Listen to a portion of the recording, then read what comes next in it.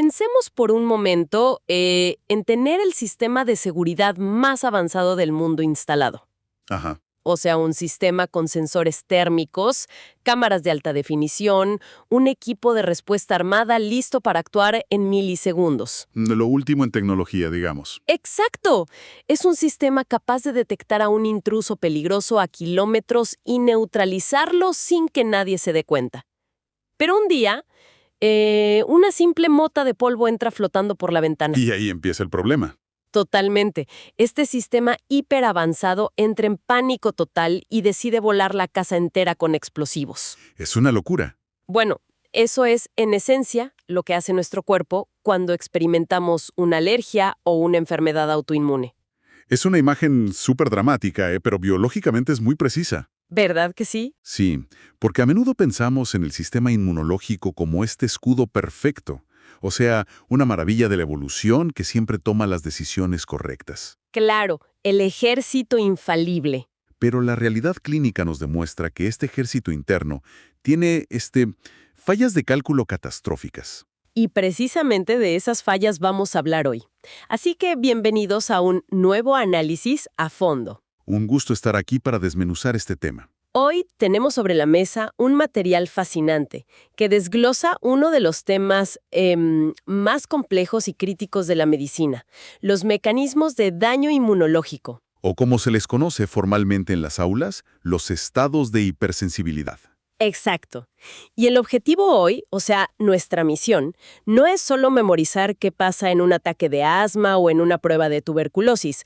Queremos entender el por qué. Esa es la clave. Porque nuestras propias defensas se convierten en el arma que destruye nuestros tejidos. Y bueno, para lograr ese nivel de comprensión profunda, necesitamos mirar de cerca la maquinaria celular. O sea, vamos a traducir toda esa sopa de letras médicas. Que son bastantes, la verdad. Sí, todo eso lleno de interleucinas y receptores complejos. Lo vamos a convertir en un mapa claro de cómo operan estas células. Porque entender exactamente dónde se equivoca el sistema es el primer paso para saber cómo detenerlo farmacológicamente, ¿no? Exactamente. Y en última instancia, salvar vidas. Bueno, para no perdernos en este caos biológico, necesitamos establecer un mapa de ruta. Ajá. Y según los documentos de clase que estamos analizando, el estándar de oro para entender este desorden se creó hace ya un tiempo, en 1963. Así es. Gracias a dos científicos brillantes, Philip Gell y Robert Coombs. Quienes observaron todas estas reacciones exageradas y lograron, digamos, clasificarlas en 4 grandes grupos. Exacto. La célebre clasificación de Gell y Coombs. Y fíjate que su genialidad fue no centrarse solo en los síntomas externos. O sea, no solo en si hay tos o ronchas. Claro, no. Ellos se enfocaron en el mecanismo subyacente. Agruparon estos estados de hipersensibilidad basándose en 2 preguntas fundamentales. ¿Cuáles serían? Primero, ¿qué herramientas moleculares específicas está usando el sistema inmune para causar el daño? Y segundo, ¿cuánto tiempo tarda en aparecer ese daño desde que el cuerpo detecta la amenaza? A ver, para que esto no suene a un índice de libro de texto aburrido, volvamos a la analogía del sistema de seguridad defectuoso.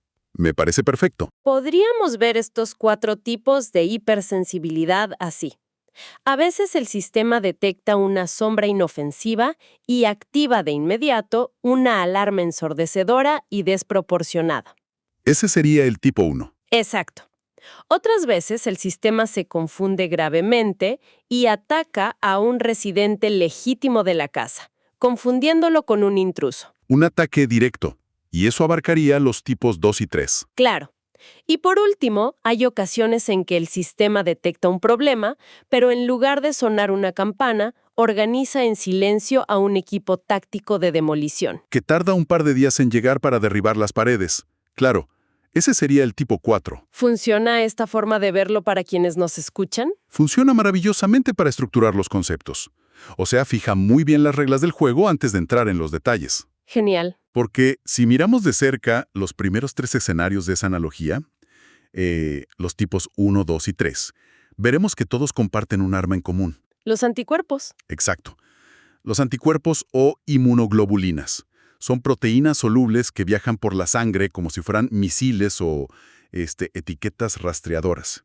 ¿Y el tipo 4? Ah, el tipo 4 es un animal completamente distinto. No usa anticuerpos en absoluto. ¡Wow! Nada de anticuerpos. Cero. El daño ahí es causado físicamente por células enteras, específicamente los linfocitos T y los macrófagos, combatiendo cuerpo a cuerpo. Con razón, tarda más. Claro, por eso es una respuesta mucho más lenta y táctica. Bueno, empecemos entonces por la alarma ruidosa e instantánea, o sea, la hipersensibilidad tipo 1. La más famosa, digamos. Totalmente. Esta es la que domina las estadísticas globales. Estamos hablando de la rinitis alérgica, el asma, las alergias alimentarias. Cientos de millones de personas sufriendo por esto a diario. Sí, es increíble. Pero lo que me voló la cabeza al revisar las fuentes es que esta maquinaria no evolucionó para hacernos estornudar con el polen. En absoluto, la hipersensibilidad tipo 1 está orquestada por un anticuerpo muy particular llamado inmunoglobulina E. O simplemente IG, ¿verdad? Exacto, la IG. Desde una perspectiva evolutiva, la misión de la IG no tiene absolutamente nada que ver con el polvo o el maní. Entonces, ¿para qué sirve realmente? Su trabajo principal y original era la defensa implacable contra parásitos y helmintos, o sea, gusanos invasores, que son demasiado grandes para que una sola célula defensiva se los coma. Qué locura. Pero en el mundo moderno, en alguien con alergias, este arsenal letal se despliega contra cosas inofensivas. Exacto, es un fuego equivocado. El material de clase divide esta tragedia en dos actos. El primer acto es la fase de sensibilización. Y al leer cómo ocurre, me imaginé a un departamento de policía paranoico. A ver, cuéntame esa analogía. Digamos que el alérgeno, una proteína del polen, entra al cuerpo por primera vez. Las células de vigilancia lo atrapan, lo procesan y van a avisarle a los comandantes. Que serían los linfocitos T2. Exacto. Y estos comandantes envían señales químicas que obligan a las fábricas del sistema a imprimir millones de carteles de "Se busca". Qué buena imagen. Esos carteles serían los anticuerpos IG, ¿no? Es una analogía anatómica perfecta. Las señales químicas que mencionas son citocinas, o sea, pequeñas proteínas mensajeras. Las famosas interleucinas. Exacto. Las más importantes aquí son la interleucina 4 y la interleuquina 13. Su único mensaje a las células B es: fabriquen IgE contra esta proteína de polen. ¿Y la persona siente algo en este punto? No. Clínicamente, esta fase de sensibilización es completamente silenciosa. La persona respira el polen y no siente absolutamente nada. Pero por dentro es otra historia. Claro, en su interior, esos millones de anticuerpos IgE, esos carteles de "se busca" que decías, viajan por los tejidos y se anclan en la superficie de unas células que funcionan como minas terrestres. Los mastocitos y los basófilos. Exactamente. Quedan ahí pegados, con los brazos abiertos, esperando pacientemente. Esperando el segundo acto, o sea, la fase efectora temprana. Así es. Digamos que pasan los meses, llega la primavera y la persona vuelve a inhalar ese mismo polen.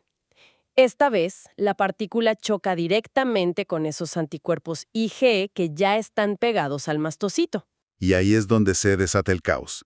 La explosión ocurre en cuestión de minutos. ¿Qué pasa exactamente adentro de la célula? Cuando el polen se une a la IgE, el mastocito recibe una señal eléctrica masiva y sufre lo que llamamos una degranulación explosiva. Suena violento. Lo es a nivel micro. Vomita todo su contenido al tejido circundante.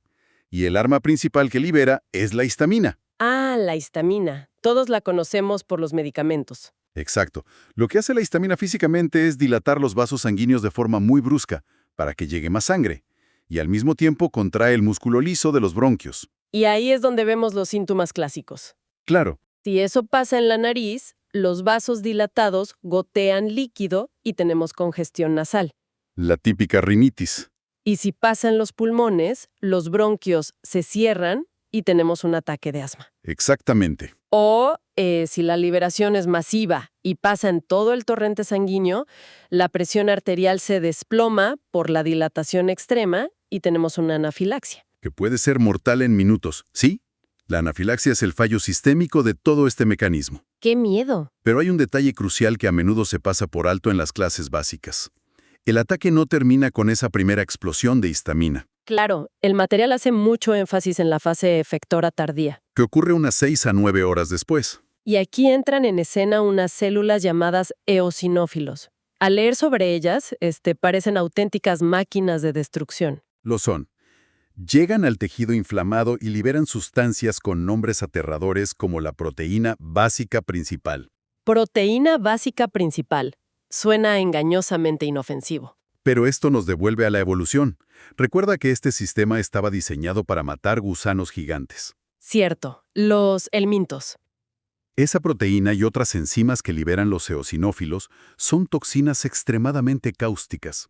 Su propósito biológico es, literalmente, derretir la gruesa piel de un parásito intestinal. ¡Qué barbaridad! Pero si no hay ningún gusano, ¿y esto está ocurriendo en las delicadas paredes de nuestros pulmones por culpa del asma? Bueno, entonces esas toxinas derriten el epitelio respiratorio humano. O sea, nos destruimos a nosotros mismos. Básicamente. Y además, los eosinófilos empiezan a fabricar mediadores inflamatorios nuevos, desde cero, llamados leucotrienos. ¿Y esos qué hacen? Son muchísimo más potentes que la histamina. Esta segunda oleada celular explica por qué un ataque severo de asma o una congestión alérgica no desaparecen rápidamente. Sino que el tejido queda dañado y supersensible durante días. Exactamente. Es fascinante y aterrador a la vez, lo que inevitablemente nos lleva a una gran pregunta. O sea, si toda esta maquinaria termonuclear biológica evolucionó para combatir parásitos, Ajá. ¿por qué los humanos de hoy sufrimos tantas alergias al polen de abedul, a los ácaros del polvo o al pelo de gato? No tiene sentido evolutivo. Es una excelente observación. Y para resolver esa aparente paradoja, las fuentes académicas apuntan a un concepto brillante. La hipótesis de la higiene, ¿no? Esa misma. Fue propuesta por primera vez en 1989 por el epidemiólogo David Strachan. ¿Y qué proponía él? Él empezó a notar un patrón muy claro.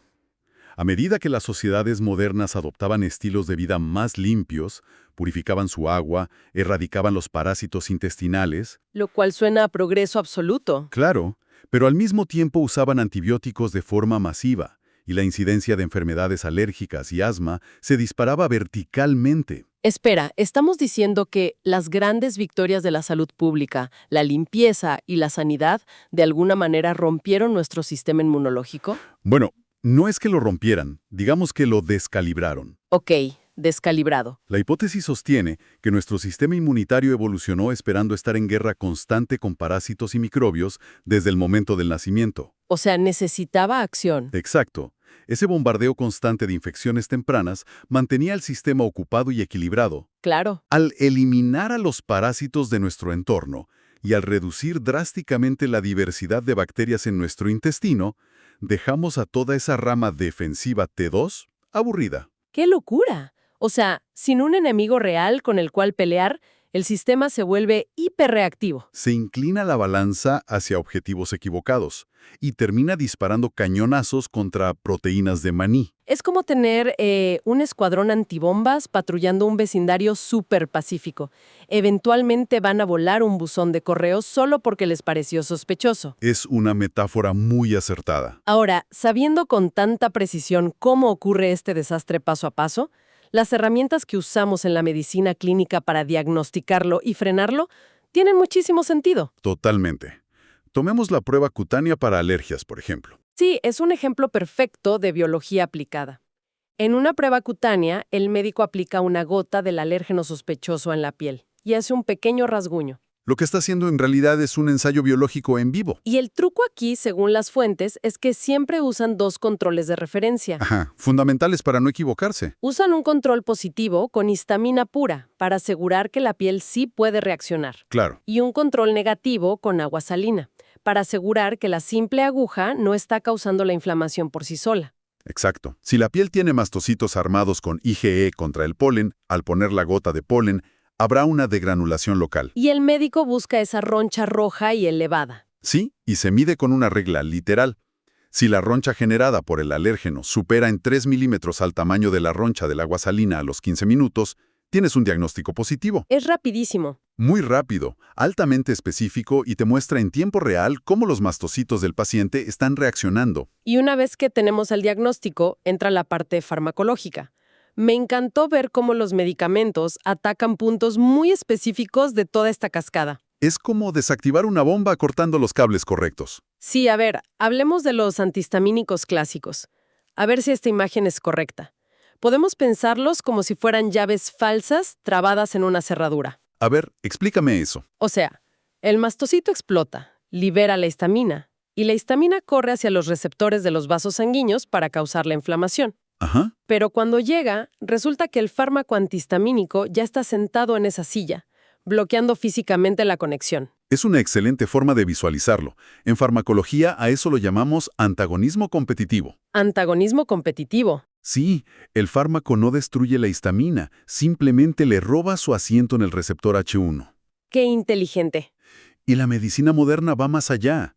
Si queremos evitar que la histamina se libere en primer lugar, usamos un grupo de fármacos llamados cromonas. ¿Y esos qué hacen? Literalmente estabilizan las paredes de las vesículas dentro del mastocito para que no exploten. Previene la explosión desde adentro. Exacto. Pero luego están los corticosteroides. Y aquí el nivel de intervención es casi de ciencia ficción. Ah, sí, esos son otro nivel. Porque no funcionan como simples tapones en una cerradura. Según el material, los corticosteroides viajan directamente al núcleo de la célula. Entran a la fábrica de ADN. Así es, su mecanismo es muchísimo más profundo. Los corticosteroides penetran la membrana celular y se dirigen al núcleo para bloquear factores de transcripción genética. Como ese famoso que mencionan, el NF-κB. El mismísimo. Para seguir tu analogía de la fábrica, el NF-κB es como el capataz que da la orden de encender las máquinas que producen inflamación. Ya veo. Entonces el corticosteroide amordaza al capataz.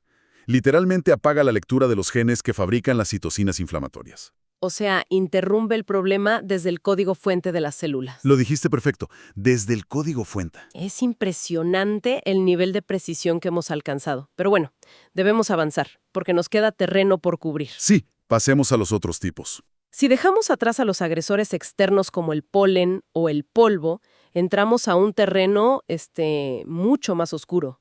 Las hipersensibilidades tipo 2 y tipo 3. Donde las cosas se complican internamente. Porque si la tipo 1 era una reacción exagerada a algo ajeno, aquí estamos hablando de fuego amigo puro y duro. El sistema de seguridad atacando a los propios habitantes de la casa. Una traición biológica. Ambas utilizan anticuerpos, principalmente de los tipos IgG o IgM, pero el modo de destrucción es muy distinto, ¿verdad? Sí, y la diferencia clave que todo mundo debe entender aquí es dónde está parado el blanco del ataque. ¿Cómo así? En la hipersensibilidad tipo 2, el antígeno, o sea, la molécula que el sistema cree que es el enemigo, está fijo. Está pegado estructuralmente a la superficie de una célula viva del propio cuerpo, o incrustado en el tejido. Ok, es un blanco estático. Exacto. En cambio, en la tipo 3, el antígeno es completamente soluble. Es como confeti flotando libremente por el torrente sanguíneo. Entiendo. Entonces, para la tipo 2, la analogía del francotirador que mencionamos al inicio le queda como anillo al dedo. Completamente. El anticuerpo IgG detecta una de nuestras propias células, digamos un glóbulo rojo, y se pega a ella, poniéndole un blanco en la espalda. Ajá. Y luego, ¿qué pasa? O sea, ¿el anticuerpo mismo destruye la célula? No, el anticuerpo rara vez mata por sí solo.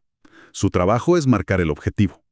Una vez que la célula está marcada, atrae a los verdugos. ¡Qué macabro! ¿Quiénes son los verdugos? Uno de los mecanismos es la opsonización, que es básicamente sazonar a la célula para que los macrófagos lleguen y se la coman entera. ¡Wow! Otro mecanismo es activar algo llamado sistema del complemento. Eso suena complicado. Es una cascada de proteínas en la sangre que terminan ensamblando un cilindro hueco y perforando la membrana celular del objetivo, haciendo que explote por presión osmótica. Un ataque coordinado y letal. Sin duda. El texto menciona un ejemplo clásico y súper trágico de esto en obstetricia, la eritroblastosis fetal. ¿Cómo encaja ahí este mecanismo tipo 2? Es un caso clínico emblemático y muy triste si no se trata. Ocurre en mujeres embarazadas que tienen sangre con factor RH negativo, Ajá. pero que gestan a un bebé que heredó factor RH positivo del padre. O sea, sangres incompatibles. Exacto. Si la sangre del bebé entra en contacto con la de la madre, el sistema inmune materno ve ese factor RH positivo como un invasor alienígena y fabrica anticuerpos IgG contra él. Y como la IgG cruza la placenta, Claro, como la IgG es pequeña y originalmente está diseñada para cruzar la placenta y proteger al feto, aquí hace exactamente lo contrario. se convierte en el francotirador. Cruza la placenta, marca y destruye los glóbulos rojos del propio bebé en desarrollo. ¡Qué angustia! Pero hoy en día eso tiene solución, ¿no? Afortunadamente sí. Hoy, gracias a la ciencia, bloqueamos esta respuesta inyectando anticuerpos preventivos a la madre a tiempo, salvando incontables vidas. Es un triunfo absoluto de la comprensión inmunológica. Totalmente. Pero bueno, contrastando con esa precisión táctica de la tipo 2, la hipersensibilidad tipo 3 es un desastre desordenado. Un caos total. No es un francotirador, es un daño colateral masivo. Imaginemos una autopista biológica. Como los antígenos aquí están flotando libremente en la sangre, los anticuerpos se pegan a ellos en movimiento. Formando racimos o grumos. A esto se le llama complejos inmunes, y es como si la basura celular se acumulara y formara un embotellamiento gigante en la autopista. Esa es la imagen visual exacta. Fíjate que el problema no son los anticuerpos ni el antígeno flotante por separado. Entonces, ¿qué es? El problema es el tamaño y el peso físico de ese grumo, de ese complejo inmune. Eventualmente se vuelven demasiado pesados para seguir circulando y precipitan, o sea, se atascan. ¿Y dónde se atascan normalmente? Ese es el drama. Se atascan en los filtros más finos y delicados del cuerpo, en los capilares diminutos de los riñones, en el revestimiento interno de los vasos sanguíneos o en el tejido que rodea las articulaciones. Y claro, al atascarse llaman la atención. Por supuesto. Las fuentes indican que al lugar acuden los neutrófilos, unas células defensivas súper agresivas. Al ver el embotellamiento, intentan devorarlo. ¿Así dices? Pero como el grumo está atascado contra la pared del vaso sanguíneo, los neutrófilos se frustran, digamos, y empiezan a liberar enzimas destructivas para disolverlo. Y en el proceso terminan destrozando la propia autopista, o sea, causan hemorragias e inflamación masiva en el tejido sano.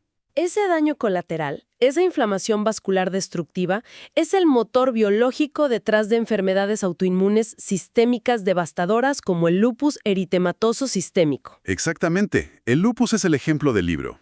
De hecho, hay una herramienta histórica que ilustra este daño perfectamente.